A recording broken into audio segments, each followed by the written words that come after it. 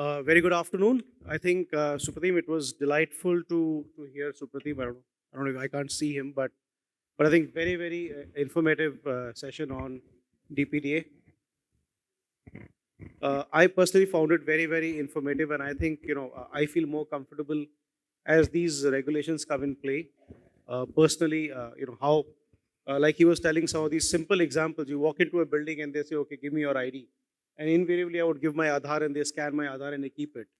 How they're going to use it is something that worries me, and I'm sure on the panel today we have people who understand the risks around cyber and data protection far more than I do, and we'll get to hear from them today. So welcome, sirs. Uh, I think increasingly cybersecurity. We've been talking about cybersecurity for a while. I've been a cybersecurity professional myself for a while now, and I think increasingly on top of that, once you put digital transformation and how these new digital technologies are coming into play, it's becoming far and far critical. Uh, you take something like AI, like Supratim also mentioned. AI is going to take a lot of personal data and just keep processing it. And how do you deal with cybersecurity in the age of AI is something that will be very critical to understand. Just today morning, I was talking to a client, and this large company called Blue Yonder, which provides supply chain software on a SaaS basis to companies around the world. They got hit today morning, and subsequently the operations of many businesses have been impacted because of that. So there are two parts of it. One, the businesses are impacted. B, sometimes these ransom guys, if you don't deal with them properly, then they go and release data on the internet which gets sold, and that data may belong to the company's employees, and the customers and suppliers of the company also. So really people who are not directly attached, and I think some of these areas maybe I'd like to ask the opinion of my esteemed panelists. Then there are other areas that we are seeing. Recently, we had a case where a software company went and put a patch together. The patch was applied by its client, and suddenly we had airports around the world stopped working. All of us passengers suffered. How are controls rightly put in place by these companies when they release any of these patches? We are hearing stuff like deepfake videos being released of political leaders, of senior business people. We had a story about a couple of weeks ago. One of the, I would say, more visible senior business leaders of the country, his voice was deepfaked, and a call was made to an office, to a colleague of his to transfer X amount of money to somebody else's bank account. So I think as it happens, it'll keep happening. And the other thing that you see is government and big business is probably more adequately equipped to deal with cybersecurity. But when it comes to MSMEs, if you look at the case studies, more MSMEs than they get targeted by cybersecurity threat actors than large companies. And secondly, individuals. In today's day and age, if last week, I don't know if some of you, and sir, you probably would have heard it, I got 3 or 4 telegram messages from people that I know who were sending me some links, and they had no business of sending it. I'm sure many of us experienced that last week, and that was targeted at an individual. So we'll get to talk about that. I'm very excited to talk to my esteemed panelists here today. And sir, I think without further ado, sir, Kusumakar sir, if I may ask you the first question on your views, because you've been watching cybercrime for a while, and I think you deal with all the challenges that many people who have nothing to do with cyber see in TV serials on OTT platforms. But for you, you're probably dealing with it on a daily basis, like SIM cloning, e-commerce frauds, identity thefts, social media frauds. What are the common pitfalls you see companies, organizations facing? And then what strategies should they put together to counter that, sir? So that's my first part of the question.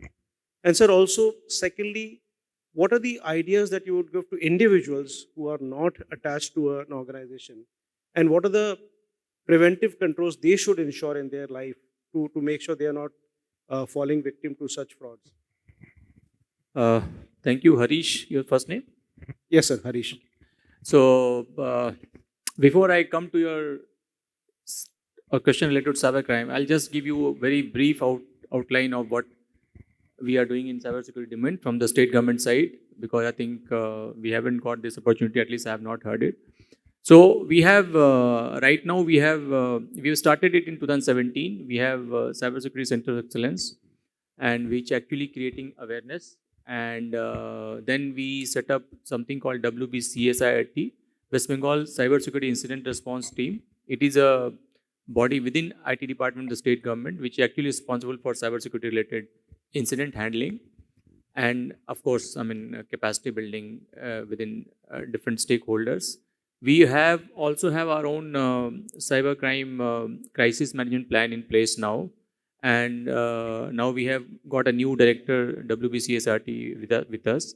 So, and the latest addition we have is the next gen SOC, which we have set up in our IT&E department, and we are with dark web monitoring capability. We have a lot of capacity building in the field of cybersecurity, and now is the time. Now we have to go. Now we have to go down the line, and we have to put our protocol in place where we can actually act on each and every alert or flags we are getting from whatever sources, either from within the government, outside government, state government, central government, or any other source. So now, earlier we were not getting the flag. Now we have got the flags. We know where, what to do, what and where, in which direction we have to work on, and we are doing on that.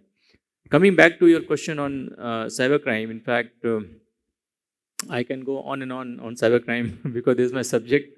We every day we have there's a new, in fact, cybercrime wing was set up in Feb this year, and immediately after that we got this elections. We got busy with elections, and so roughly we have got about 4 5 months to do hardcore cybercrime investigation work, and every day we are learning something new, and who is doing what, it's very difficult to fathom at the moment, perhaps because the uh, one region is the kind of the whole ecosystem of digital world itself is very unknown to many people, or it's very difficult to fathom the whole ecosystem. Here in cybercrime, two things are the key. One is fake SIM, and the second is mule account. So I think if anyone, organizational point of view, if you can ensure that your account is not being misused by as a mule, that itself is a big achievement. In fact, there are the most common modus operandi is people are registering fake companies with ROCs just to get mule account, or just to get current account which can be used as mule account. And perhaps we could not able to review, and perhaps but wherever the gap is, I don't know. I mean, we are also talking to different stakeholders, and more we get into it, we will get a much clearer idea how to react to this problem. If half of this room people either a victim of cybercrime or have been attempted by XYZ, means that problem is much bigger than what we think, and the failure is at a different level, rather multiple level. We can, if I can say so, maybe at policy level, maybe at the enforcement level, and the more we get into it, we hope that soon, within maybe 6 or 8 months, we will have much better in position. In fact, one or two good detections and publicity will create a deterrence right now, where which the criminals or cyber criminals are in fact completely uh, they feel that they are it's a free open field for them. They can do whatever they want. So much so that people are opening a IT company and calling people in the batches and helping them in opening or registering a company, getting a SIM card in the name of companies, in the a company's name as CUG or whatever, and they are distributing or they are linking with different account, and they are now sending it to somebody else, third party. It's like a legitimate business. Another case we have seen is like they are just they're opening a company, registering a company. They are giving this company to some XYZ unknown people. It can be used for any purpose. And after that, whatever transaction he is getting in his account, he actually filing return with ROC. And in one case, they are paying GST also. That too at 28% GST. I mean, so it means that it is a problem at a multiple level. I mean, in fact, I think more we get into it, we will we'll get some solution or the other. Of course, everybody has to chip in, and I think I'm hopeful that in the time to come we will have a much better situation to handle it. Now we have I4C in place. You might have heard about Indian Cybercrime Coordination Center, because earlier what was happening, we all state police were having we are already divided into different states. Now we have one I4C which actually is giving us a common platform where all cybercrime data is actually brought into and then analyzed. So this gap of jurisdiction of one state to other state is filled to a great extent because it is a technical problem, and solution also has to come through technology.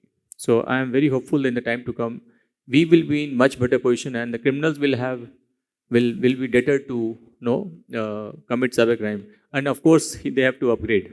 They just can't go like this the way they are doing right now.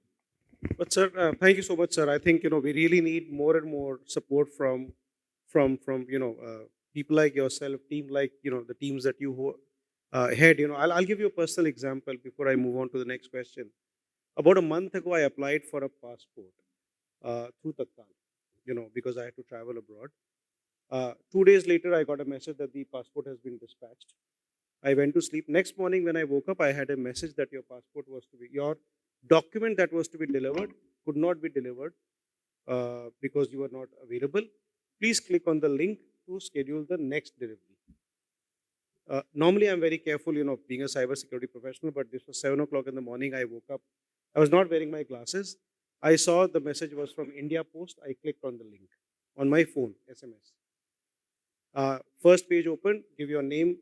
So I put my first name, second name, ask for date of birth. I put that.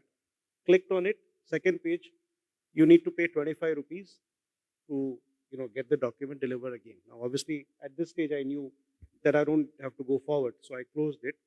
Then I wore my glasses and I went back and checked. It was not from India Post. It was from Indla Post. INDLAPOST.IN. Firstly, uh, so but what really the message that I got, sir, is somebody knew that passports of these individuals are being dispatched, and somebody knows that for maybe out of every 10,000 people, 1,000 people, 5,000 people, some person is going to be foolish enough to put in the credit card data. And assuming that it will stop at 25 rupees, although I'm guessing once they get the credit card data, once you put the CV number, it's going to be more than 25 rupees. So it's not just, I think, one individual, like you were rightly mentioning, sir, there is a whole value chain operating, which is also sourcing data from these institutions, which will then play on the fears of individuals. I think this is exactly what he was talking about a few minutes back, Yes. and simply explains how desperately we need this Digital Data Protection Act and the rules which after which it can be implemented. Uh, right now, if you just check your, all of you must be on Facebook. Just search for bank data. You will find source of bank data on Facebook itself, and along with mobile number and all sorts of WhatsApp detail and everything. What happens is, because of this, there is no, the regime itself is not in place. So there are multiple leakages. It may be your uh, TCS office, not TCS means passport office, who is handling this passport seva kendra. It may be a postal department. It may be even the courier or the boy who is carrying the courier, and then it is reaching to somewhere, and then otherwise how people are targeting or looking for their target. In digital arrest case, we have noticed a definite pattern where mostly elderly people are being targeted. Not only elderly people, they are moneyed people are targeted. From where the people the scammer will come to know that XYZ is of 70 years old and he stays alone, and then he has so much money to be defrauded. So there are multiple fault line. For example, even this goes with for the fake SIM also. Like your fake SIMs are available in the market easily because what the people the POS agents, they actually there was a earlier there was system of digital KYC. Digital KYC used to say that you can just deposit your document and take a SIM card. So in those documents, it was very easy to manipulate photo, manipulate Aadhaar number, and create multiple documents for multiple SIM cards. So any buyer went there, these POS agents will create multiple copies. He may use, in fact, there is a limit of 9 SIM cards on one person you can take legitimately. So forget about that. What they do, they normally they used to manipulate their documents and they create a SIM card and then sell it in the black market. In fact, recently the DOT they started analyzing the photograph, or they use a AI tool called Astra to analyze their photograph, and in some cases they are found as many as 4,000 plus SIM cards issued on one photograph. Now see the size of the problem, and something similar is if you try to go and try to open bank account or ask for a current account, that is also equally easy. You just need you don't even go to ROC. You can just make a partnership firm, and just you need a trade license. And I think the trade license also is fairly automated process. You don't have to do much of review or due diligence and something like that. Now, this everything is connected and providing a very easy way of opportunity, a lot of opportunity for the common people to get into this. In fact, as a cop, we feel that most of the petty criminals have actually stopped doing this petty crime. They have got into cybercrime.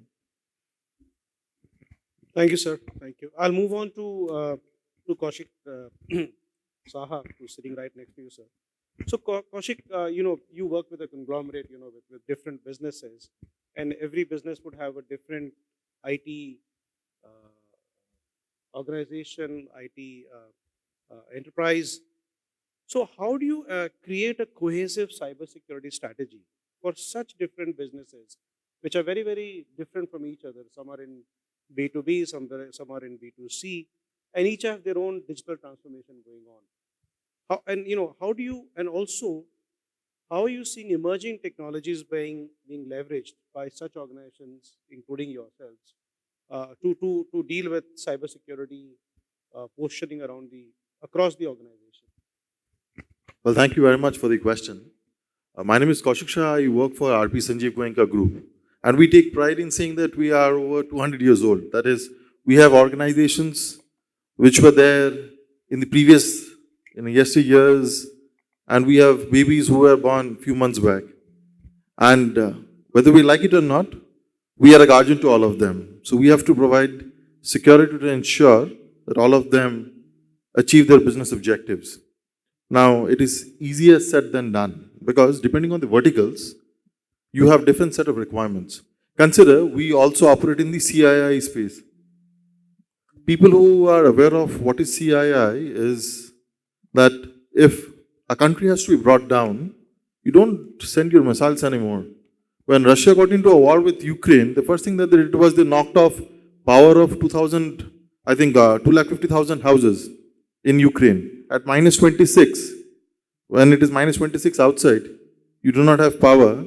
You would prefer to die rather than being shot by a bullet or being damaged by a missile. And that is the power. That is the power of digital and cyber warfare. So consider that some of our entities, as they are CII, are with not so friendly neighbors, we are attacked at a very high frequency. If you look at the power grids of the country, like we have the highways, so there are national grids. So there are 6 major landing stations, and all of them were brought down in the last 2 years by the friends across the Himalayas. So there is a persistent group called Red Eco. Red Eco has played havoc in the Indian infrastructure space. So consider if a major grid is down, then the economy of the country is impacted. And as private players in the industry, we need to ensure that our customers are protected, the infrastructure is protected, because we are dealing with lives of people, and we have to be cautious, and we have to ensure that we are better than the people who are attacking us. Now, this does not come easy, because there is no one-stop shop to everything. Security primarily is a state of, I would say, a state of mind, because nothing truly is secure.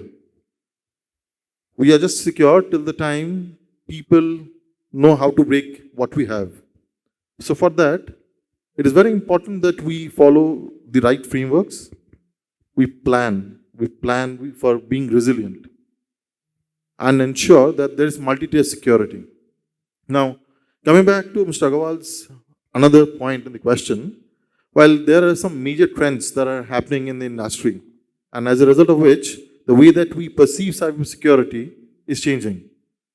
With the advent of AI, artificial intelligence and machine learning, the way that we were used to handle cybersecurity has gone for a paradigm shift. So consider AI is like fire, a very good servant, a very bad master. If you cannot handle it right, now we have enough computing capabilities and the large language models are mature enough to create havoc. But if we use it in the right earnest, then we can use the same AI for early detection. Remember that people will have an antidote for all the established attacks. But if it is a day zero attack, seldom would you have an answer, unless and until the processes are robust and you have very strong anomaly detection engines. This is where the AI comes into the play. The next is blockchain. So I was sharing that the IDs are faked, and it is very difficult to plug the holes, because what happens is it goes through many points of intervention. As it goes through many points of intervention, leakage is possible at every step. So we need to ensure that things, as they go forward, blockchain is mainstream, because that is the way we can protect our identities. And the next thing is quantum computing.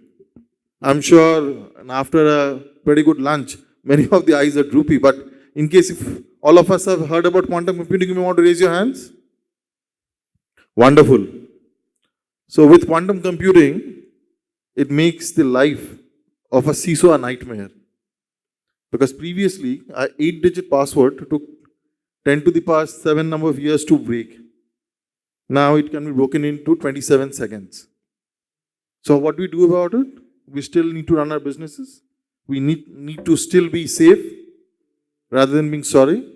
So now, in the advent of quantum computing, we are going for quantum resistant infrastructure. The way that the encryption algorithms are written is changing.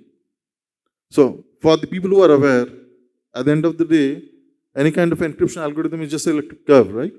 So the way that we perceive them, we handle them, we hash them is changing. And the other thing, primarily for the industry that we operate in, IoT is a very big thing. It can make your life absolutely smooth, and at the same time, it also has the option of disrupting our lives the way that we know it. So the best part is frameworks are evolving. Every day, new threat intels are coming. Even for the frameworks like MITRE, I'm sure many of the room in the room is aware of MITRE. MITRE recently came up with something called Atlas. So that tells you how to deal with the AI facet of the game, because that was missing previously. So I'm sure things are evolving, and we will be able to live one step up from the people who want to hunt us down. Thank you. Thank you, Kaushik. Thank you so much. Without further ado, I'll move on to my panelists on the left, Vithal Bharadwaj. Vithal, I think you also belong to a company which is into organization which are into many businesses, including some business that are CII, as Kaushik's is. So I'll request you to bring some of those flavors, and then talk about how as organizations are adopting new technologies, to improve efficiency, productivity, and then you're using, like he mentioned, AI, ML, cloud services, mobile computing. What are the latest trends that you think organizations should be aware to prioritize cybersecurity at the same time continuing on the path of digital transformation? Right. Thank you so much. And I think you did mention about the airports and the outage because of the software. Now, that was a very cruel beginning. No? Uh, that you're mentioning about CrowdStrike, which impacted Yes, not just yes, airports, yes. but the CrowdStrike. banks and everything else in the world. Now, coming back to your question, now let's understand. I'm going to focus a little bit more on cybersecurity part of this emerging tech here. Now, I've heard about blockchain, but where we are in terms of the hype cycle, blockchain has settled in terms of the uses or the use cases in the industry. So what we are seeing is essentially artificial intelligence. We are looking at Internet of Things, right? We are looking at privacy. Some of the key things which are there in the technologist's mind today are essentially these three: artificial intelligence, IoT, and then privacy. Now, how do you go about making sure that your company or your organization is adopting these emerging tech in a safe and secure way? Uh, for that, let's understand how are these technologies getting adopted in the companies. Contrary to what you would think, it's not the CIOs who are driving these adoption. Now, these adoptions are coming in from the businesses and the functions themselves, correct? And IT or technologists or the CIOs or the CTOs are essentially the enablers for that. The things like artificial intelligence is very real, and the use cases and the accountability of that lies typically in today's context in a lot of organizations with the businesses themselves, where they have to find the use cases where it's going to impact, it's going to help redefine the business model, right? It's no more a case where let's go and try a new technology as an IT team or a digital organization. Now, with that, what is happening from a security standpoint? Because it's not getting incubated or tried out in the IT space or in the realms of CIO. So it's very important that the organizations should adopt security first approach. All of us have heard about cloud first approach, but I think cloud has reached its entitlement.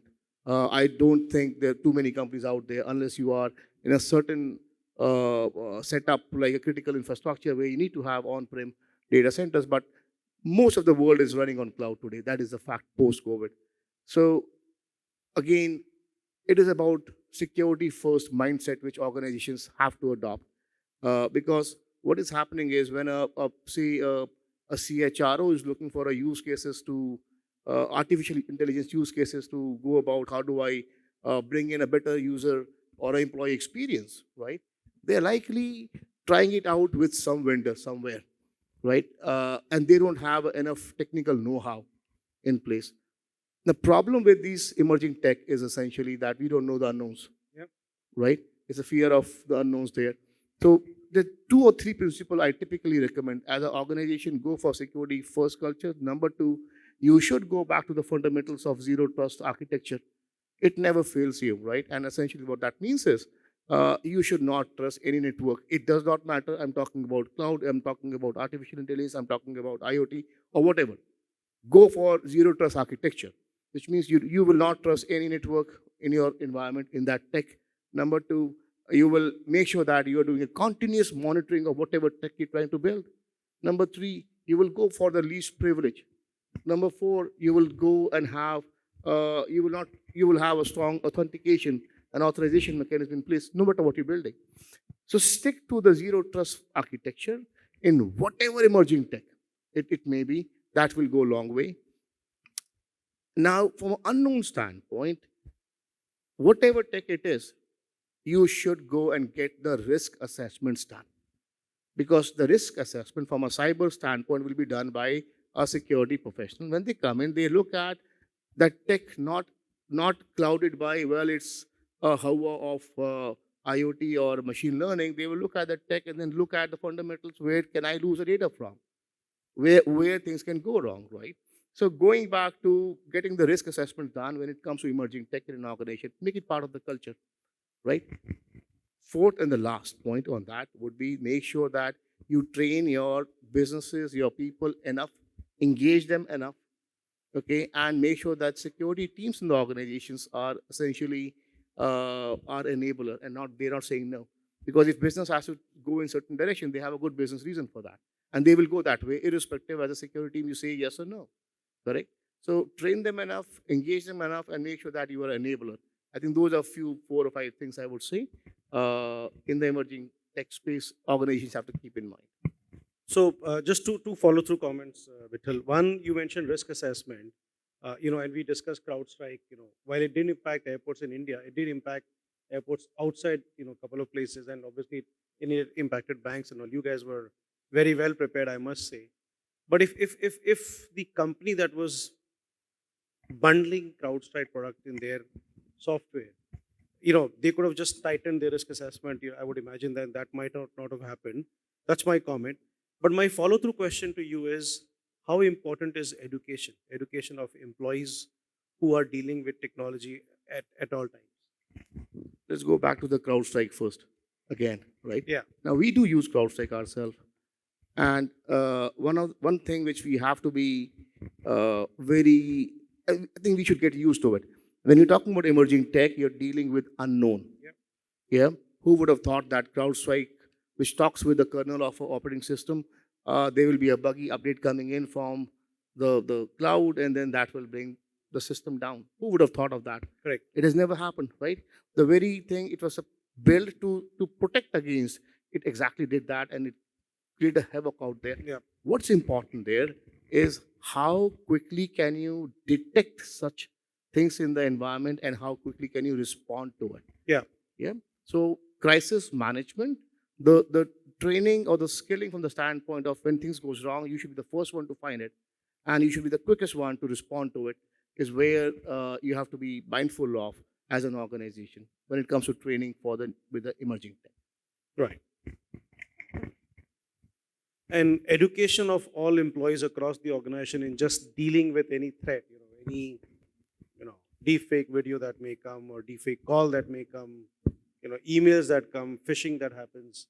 I have spent 17, 18 years with General Electric, and I can tell you we've spent enough money and trying out every single possible way to make sure that we're making our employees aware. But trust me, we are humans. What I mean by that is, I won't learn unless I have burned my finger. You still have an odd guy who, like Adam, would go and plug the apple out of the tree. Yeah. No. So as I can touch on few things for training, what we are doing. So the environment which we run, operate, manage, right, are essentially airports, power plants, right. Now, how do I make sure people understand how these environments really work? So what I have done is I've actually miniaturized entire airport in a room. We build a phygital model. Now, world is going after digital twins. We made a phygital twin of cybersecurity, which is essentially a scaled down version of actually how a city actually works, how an aircraft takes off, what runway lighting system do I have. And I have miniaturized that to the software, hardware, and PLCs in that small room because I don't want to focus on the technology piece with the people. I want to educate people that, well, this is the environment you work in, and here are the complexities, right? So it's when it comes to skilling, it's about trying out new ways, right? And you have to continuously changing it. If you're doing a same way something over the period of time, it's not going to work. You have to try every single year the new thing. For example, we have done a first responder program for all our staff at the airports, and that started from the janitor level as well. How do you identify a threat and how do you respond to that? Right from a janitor to the highest management in that organization. So keep trying the new ways of educating. But end of the day, we are humans. Unless we burn our fingers, we won't learn. Thank you. Thank you so much, Vittal. I'll move on to Sandeep Sengupta. I think I would say Sandeep is a thought leader, but also he's a significant contributor in upgrading the capacity or supply of cybersecurity professionals for us.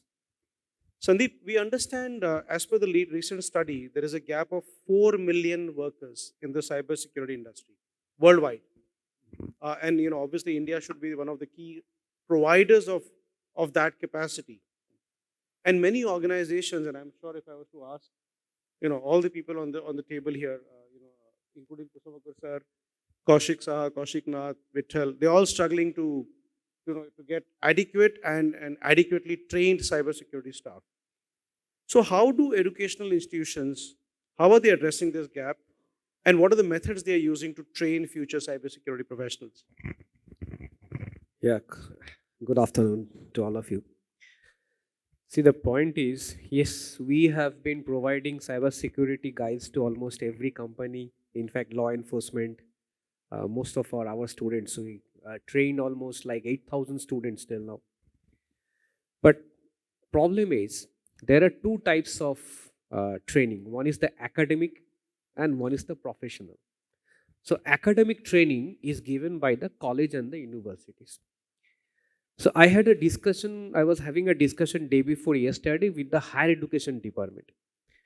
They were trying to find out like what is happening, why our students, especially since we are having this in Calcutta, why are students going outside Calcutta, or maybe students from India are going outside India to take up training, and why there is an acute skill shortage and yet students are not getting jobs. So this is like a strange situation. We are not getting the people and students are not getting the jobs. The biggest drawback that at this moment we are facing, we should stop focusing on the students and start focusing on the teachers. Teachers are 100 miles disconnected from the industry, and the students spend a sizable amount of their time with the teachers who are teaching at the university and the college. And apart from maybe the top 20% who are into active research, most of these teachers actually went there because they couldn't find a job in the corporate world. And they have no clue what is going on in the corporate world. So what I advised to the Ministry of Education, and we had a very good discussion with the Principal Secretary. First, we should have faculty development program. Instead of bringing the students for industry visit, bring the faculties for industry visit. Let them understand what is going on. Because when they will go back, they are the influencers for the students. And whatever they tell the students, 8 hours a day for 5 days a week, that is what will build the upcoming workforce. So that is most of the critical thing that government should take up at this moment. Number Why two, only government, Sandeep? Because government doesn't control full education in this country. I was talking about since I was citing the case of the higher education department, that's why I mentioned. But yes, from the private, from the government, everybody should take up this. And we should focus a lot on the faculty development. In fact, government has taken up a lot of facilities, lot of initiatives to give this type of trainings. And I believe a lot of over here corporate guys who have gone to colleges to take up such trainings for faculty development right now at this moment. But this has started very late, and this should not be only a part of their appraisal. There should be, because see, I am also a like ISO guy. I do a lot of ISO audit. Every training should be followed by an evaluation. That evaluation part is unfortunately missing in most of these trainings for the faculties. What have they learned? Did they really learn something after all this training? Otherwise, the money which we are spending by the government, by the private organization, they will go down the drain. So that is something very important. It's not like opening a laptop like the student. The teacher become the students, they just keep skipping the classes. So that should be stopped. So if this continues, I'm sure that situation will improve. And number two, the corporate should start collaborating with the colleges. So there are two parts. In fact, I have three parts. One is job, two is research, three is start entrepreneurship. These are the three main things which the students need to learn. Coming to the first part, research. That day I told the ministry, we have two people sitting in Newtown, right over here, who has more than 100 patents in their name. Why don't we involve these people? I personally know them, and there might be more. If we collaborate with this guy, they come with global experience, and having 100 plus patent in your name is not a joke. If these people become mentor to the students, and right from first year of their college, they will have a research mentality, right? Not just a job going mentality. So it is very important. Coming to the salary, they came up with a complaint. In fact, I gave a name of a company. So they said we collaborated with that company, they made the syllabus, and then that same company, a very big company, didn't take any of our students. So the solution, the answer to this is they went to the company to create the syllabus, but then when the syllabus went to the teachers, they were not competent enough to teach it. So the teachers, if not trained, the same problem again comes back to you. And finally, for the entrepreneurship, because I am not only an ethical hacker, I am a serial entrepreneur. Entrepreneurship, after last 20 years, I have understood that when I started, I made a lot of mistakes. The new generation entrepreneurs, some are sitting at the last row. Entrepreneurs always sit at the last row. I don't know why. Now, these people, if we give them mentoring, they will not make the same mistake which we have done. And they may be 10 miles ahead of us when they reach our age. So entrepreneurship, research, mentoring is needed, faculties to be developed, otherwise this problem will never get solved. No, thank you, Sandeep. I'll just add one more thing. I think increasingly certain organizations have created this revolving door with industry, whereby they get industry people to come and do classes, or including, for example, even from the government, if the kind of experience that somebody in cybercrime cell would have, even if that individual was to come and spend a few hours in a year also with a good school, the kind of I think just ideas they would generate among the students and the faculty would be very, very important. So maybe that is something that we can look at. But I think in the interest of time, I'll move on. I think Kaushik Nath has been waiting very, very patiently for a while now. Kaushik, quick question for you. I think, how do you balance the need for cybersecurity with the need for speed? The need for resilience with the need for return on investment, shareholder value, and also the dreaded question that every CISO gets asked, why should I spend money on cybersecurity? What's my ROI? Yeah, right. Thank you very much. Myself, Kaushik, I am representing ITC as a group CISO here. So very pertinent question, Harish. And I think if you look at the complexity of ITC as a business, we are into hotels, we are into various kind of manufacturing, foods, personal care, papers, tobacco, and so on and so forth. So each of these businesses are independent businesses. They have their own, control centers, and managing cybersecurity from a central office is a nightmare. That is the biggest challenge, complexity I face every day. Okay. And the second complexity is that all our manufacturing plants are going through Industry 4.0 transformation. So addressing cybersecurity requirements on an OT domain is another big challenge, and especially when your IT and OT environments are converged. So cost is another part. Like every when you go to the upper chain, their expectation is that you do more with less. Okay, so the budget is very limited. In fact, budget is decreasing every year where the information is higher and higher. And the second thing is that, and it is not only budget, it is also resource.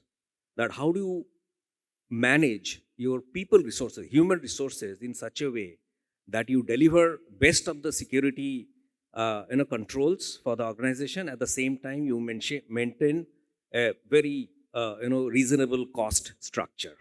Okay, and these are very big challenges when you get into a complex environment like ITC.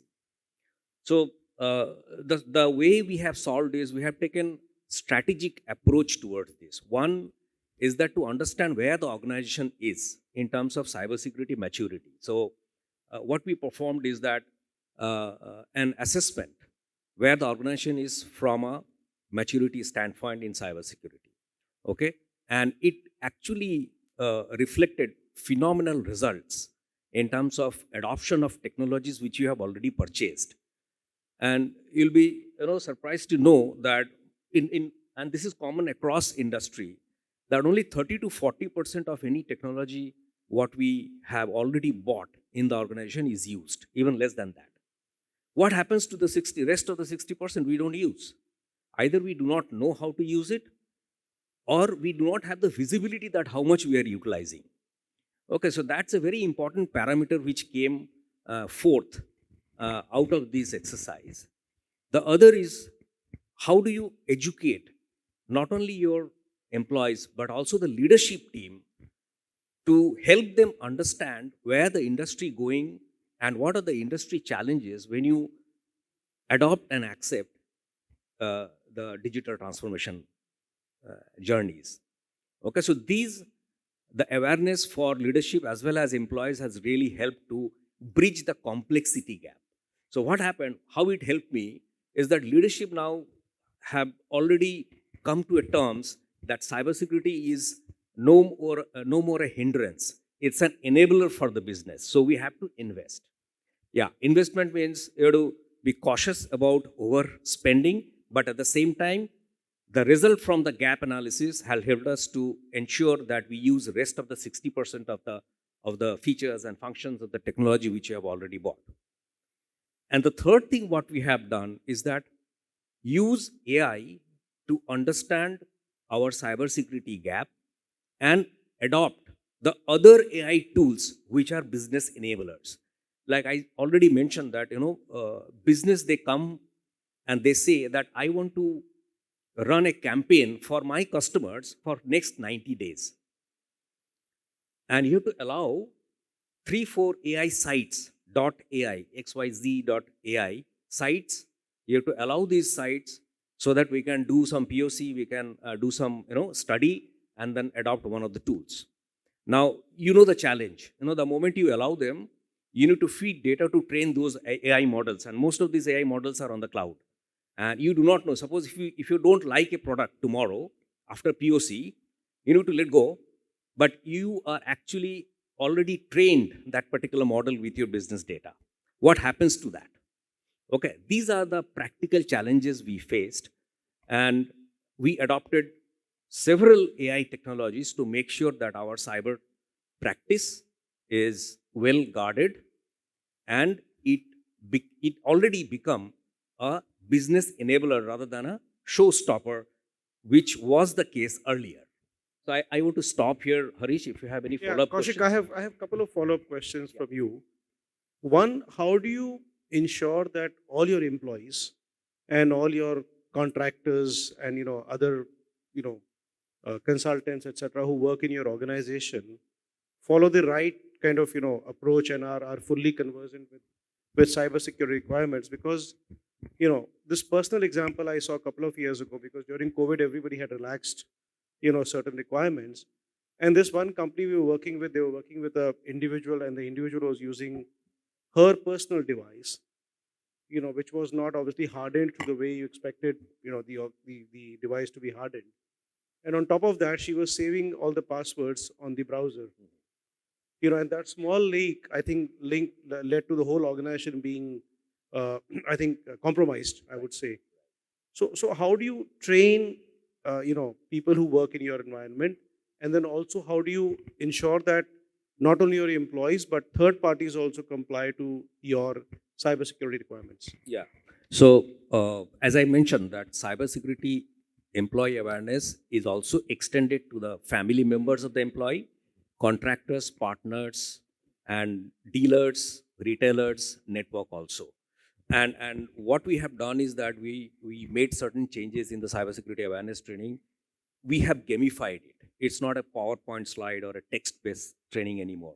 It's a gamified version where it is audio, video, and then it using cartoon characters. The training happens, and each training module is no more than 1 minute, so that you retain the attention of the user.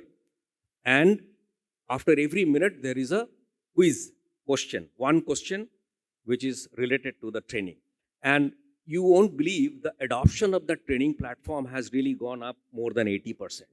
That really helped. That is one way of addressing the awareness among the employees so that they don't fall into the various traps. And if you look at the paradigm shift among the hackers and cyber attackers had changed from malware attack to digital arrest, where digital arrest has nothing to do with password hacking or breaking into your crown jewels.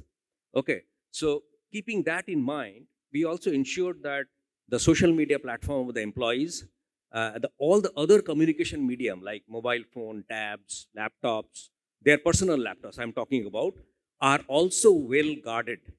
Their kids, housewives, working wives, whoever, we made sure that all of them attend these cyber trainings.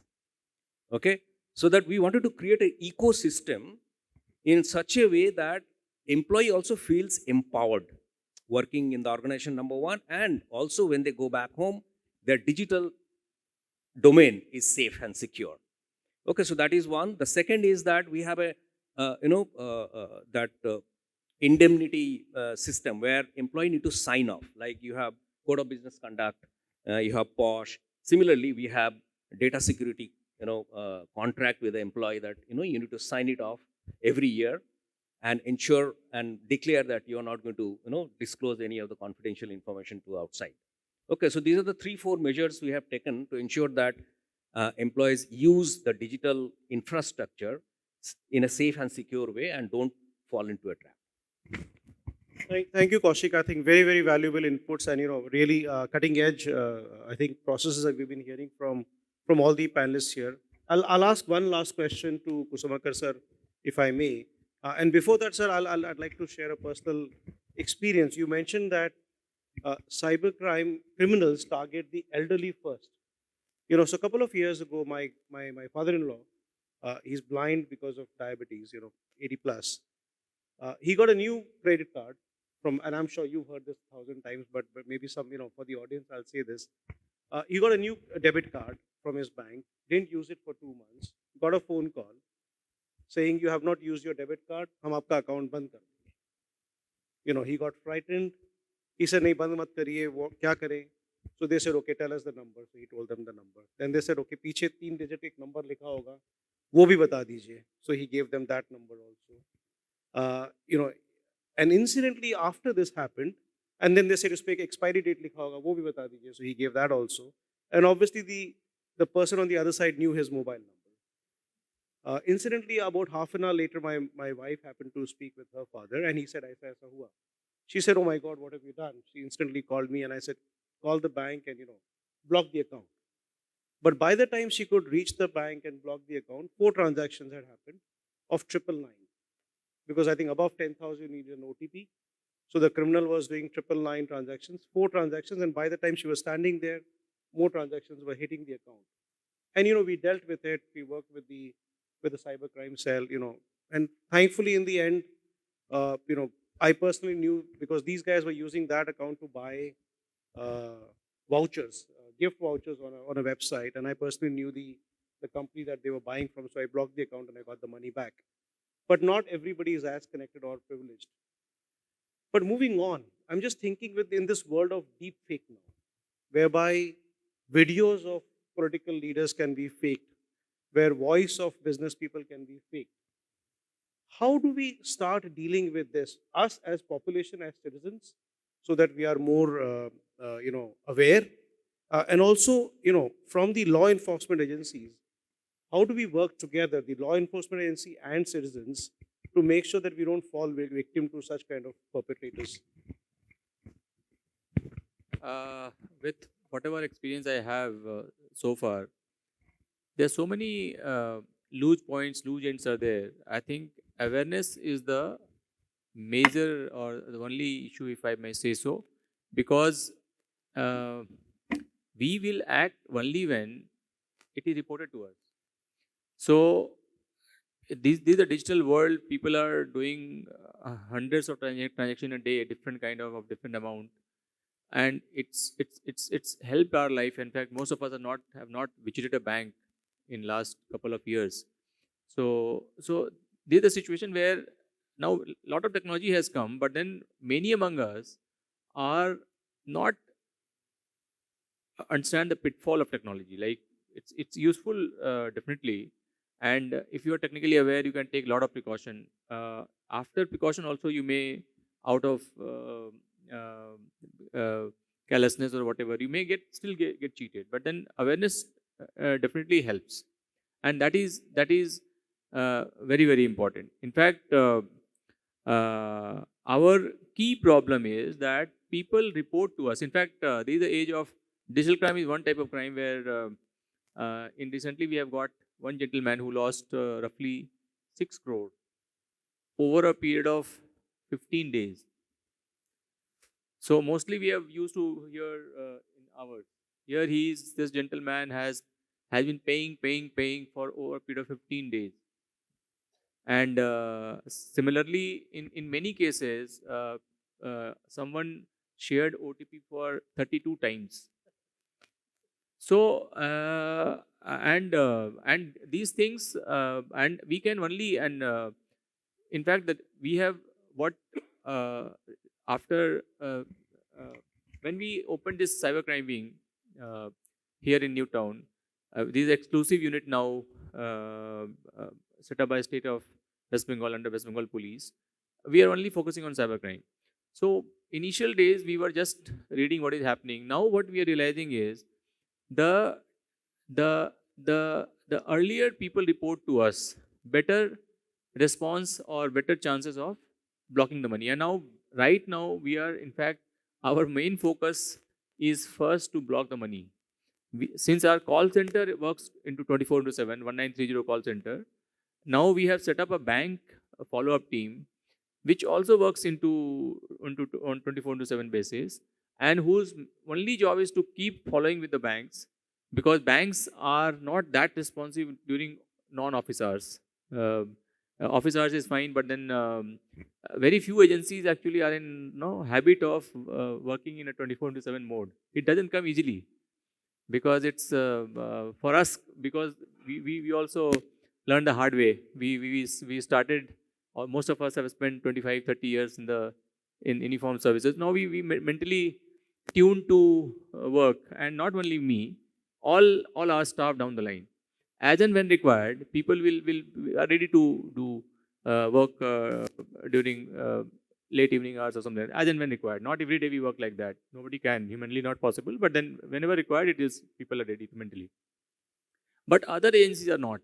And with this follow-up, we could stop 110 crores in West Bengal alone in last May onwards. So that is what we are focusing right now. And now there is a process of giving it back to the victim. There is a judicial process that is taking time. But first thing is, we are blocking the money so that there is a less incentive on the part of the criminals to do the crime in the first place, because they also are utilizing or investing their resources. They are highly organized. Their people are, I mean, in majority of the cases, if some fraud is being committed, money will be withdrawn from 3 or 4 states. It's a very common pattern. It can't, and it is not random. These people know that police is divided into different states, so we will find it difficulty when we act outside our own state. So that is how. In fact, in many cases these days, the gang leaders are not communicating with their gang members on phone at all. They are just only communicating through Telegram, WhatsApp. That too, only text, not even VoIP calls, because they think that even the VoIP call can be recorded and that can be profiled later on. So there's and so I mean, and technology is possible. In fact, we got a criminal where he has done a fraud of more than 100 crores, and he has never met his handler. He just communicating this handler only on WhatsApp over last period of 2 years. He says that he just have a number. That number is not active because they have created a WhatsApp account and then perhaps they have deleted or destroyed that SIM, because for the once you create a WhatsApp account, then you don't require a SIM. It is just because your identity. Unless until you change and then you reinstall your WhatsApp, and again you can you require some OTP to get OTP to verification. Till the time you don't require OTP, you can just use that WhatsApp in that device. So there are many ways these days, and I think there's no other way you can guard yourself or avoid other than be aware about all these nitty-gritty of the platform which you're using.